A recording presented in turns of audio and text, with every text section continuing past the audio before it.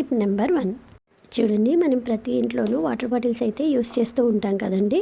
అయితే ఈ water bottles కొన్ని రోజులు యూస్ చేశాక మూతలు అనేవి లూజ్ అయిపోయి లీకేజ్ అనేది అవుతూ ఉంటుంది కదండి. చూడండి, నేను ఇక్కడ ఒక స్వీట్ షాప్ రబ్బర్ బ్యాండ్ అయితే తీసుకున్నానండి. ఇది ఇలాగా మనం బాటిల్కి వేసేసి మూత పెట్టేసామనుకోండి, లీకేజ్ అనేది అస్సలు అవ్వదన్నమాట.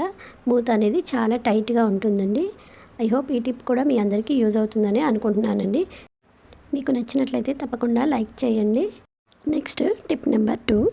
చిన్నపిల్లల లెగ్గింగ్స్ ఉంటాయి కదండి, వీటిని మనం ఇలా కట్ చేసుకుందామండి.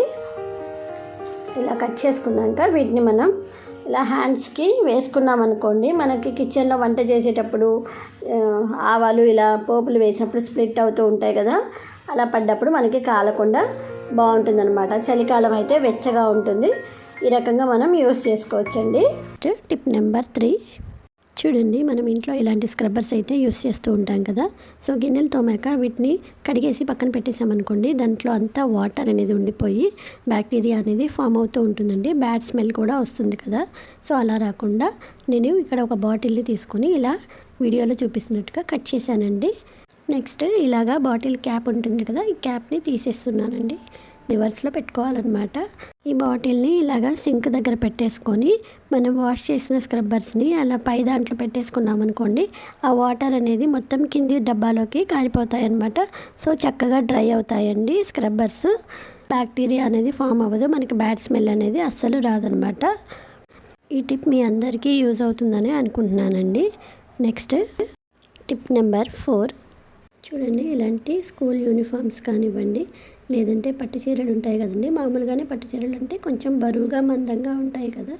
సో వాటి కొంగులు కుచ్చిళ్ళు పెట్టుకునేసరికి అవి ఇంకా మందమైపోయి ఇలా పిన్నీస్ పెట్టాల్సి వచ్చినప్పుడు ఆ పిన్నీస్ అనేది అస్సలు దిగదు కదండి. చాలా కష్టంగా ఉంటుంది ఎక్కించడానికి. సో అలాంటప్పుడు ఈ టిప్ చాలా బాగా పనిచేస్తుందండి. ఇలాగా సబ్బును తీసుకొని సబ్బుకి మనం పిన్నీస్ని ఒక 2-3 టైమ్స్ గట్టిగా లోపలికి కుచ్చి తీయాలండి. ఇలా తీసిన తర్వాత కనుక మనం పిన్నీస్ అనేది పెట్టామనుకోండి, చాలా ఈజీగా దిగుతుందనమాట. ఎంత మందం క్లాత్ అయినా సరే చక్కగా దిగుతుందండి. సో తప్పకుండా ఈ టిప్ని ట్రై చేసి చూడండి. మీకు నచ్చినట్లయితే తప్పకుండా లైక్ చేయండి.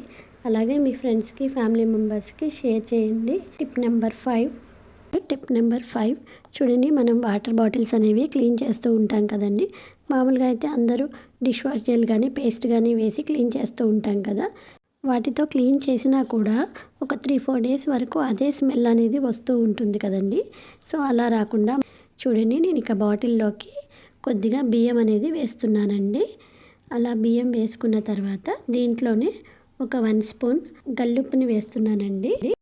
ఈ టిప్ చాలా బాగా వర్క్ అవుతుందండి. తప్పకుండా ట్రై చేసి చూడండి. నెక్స్ట్ దీంట్లో కొద్దిగా వాటర్ని యాడ్ చేస్తున్నాను అనమాట. ఇలా యాడ్ చేసుకున్న తర్వాత దీని బాటిల్ని మూత పెట్టేసుకొని బాగా షేక్ చేయాలండి బాటిల్ని. వాటిని పారపోసేసి తర్వాత నార్మల్ వాటర్తో క్లీన్ చేసేసుకోవాలండి. ఈ టిప్ కూడా మీ అందరికీ ఉపయోగపడుతుందని అనుకుంటున్నానండి. Thank you for watching.